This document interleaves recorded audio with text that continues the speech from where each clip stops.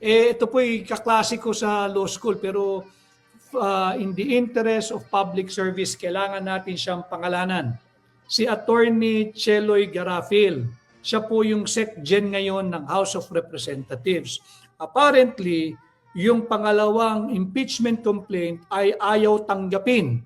Kanina po ito not unless may update kayong bago para may fresh update po tayo. Ayaw tanggapin.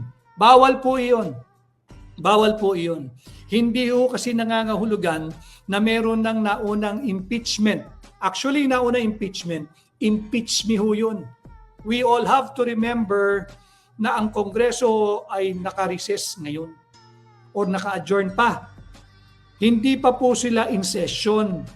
Pag hindi pa in session, yung mga itinakdang araw o palugit na nakasaad again diyan sa napakalinaw na desisyon ng Korte Suprema na isinulat ni Senior Associate Justice Barbie Cleonen, hindi pa po tumatakbo yan.